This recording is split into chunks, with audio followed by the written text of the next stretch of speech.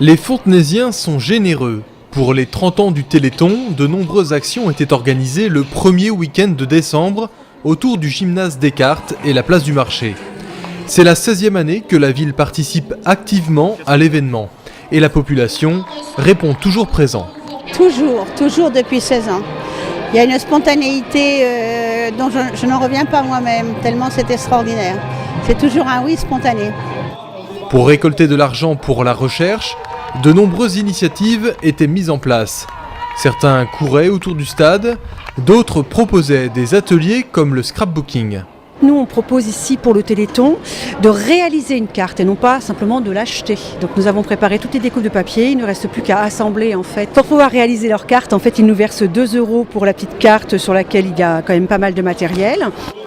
D'autres vendaient des produits récupérés ou faits maison.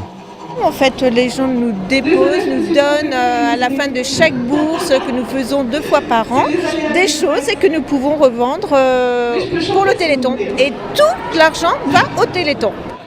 Plus original encore, la pause câlin pour 1 € ou un petit tour en voiture ancienne. Au total, Fontenay a récolté 11 600 €. Et puis dans le cadre de cette manifestation caritative, le record du monde d'aviron indoor a été battu avec plus de 1000 km parcourus en moins de 8 jours. Ce défi, commencé à 3 avec Jean-Michel Coupé, Rémi Coubel et Chloé Saunier, s'est terminé en solitaire pour la seule femme de l'équipe. Un record mondial au féminin, vécu à Fontaine-Fleury au gymnase Descartes. Une grande victoire pour cette jeune sportive passionnée.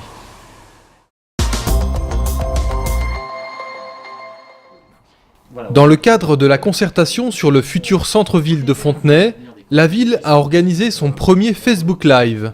Durant 2 heures, le maire, Richard Rivot, a présenté les objectifs de cette concertation, puis répondu aux très nombreuses questions des Fontenaisiens en direct. Une solution moderne et interactive de dialogue pour informer et impliquer au mieux les habitants. Une prochaine session sera organisée le mardi 24 janvier à 20h30. Cette phase de concertation prendra fin en mars 2017. Les Fontenaisiens seront alors appelés à voter pour la première consultation citoyenne de la ville.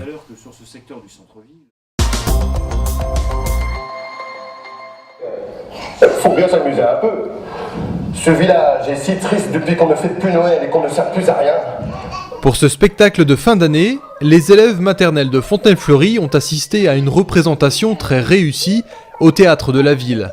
Une histoire où les personnages interagissent entre la scène et le film projeté sur l'écran. Le personnage est Sam le soldat. Sam se retrouve donc dans la chambre de Fanette, qui est la petite fille de Mamie Pomme, où dans le village de Mamie Pomme, Noël n'est plus fêté. Donc Sam, à l'aide de ses compagnons, qui sont les décorations de Noël, vont se rebeller et vont décider d'écrire à Fanette pour qu'elle vienne fêter Noël avec Mamie Pomme, pour que Mamie Pomme retrouve le sourire. Sam et ses amis ont donc l'idée de décorer le grand sapin du village pour fêter Noël. Et pour que la fête soit complète, il faut bien sûr que le Père Noël soit présent. Les enfants ont donc chanté avec Sam pour le faire venir.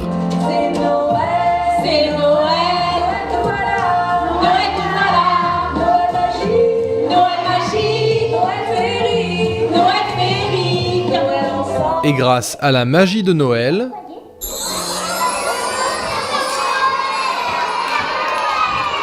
vous avez vu les enfants, vous avez si bien chanté, eh bien, que le Père Noël vous en sorte. Mamie Pomme et Fanette ont ainsi pu passer de joyeuses fêtes. Ultime surprise pour les petits Fontenaisiens, le Père Noël est venu en personne leur faire un petit coucou à la sortie du spectacle.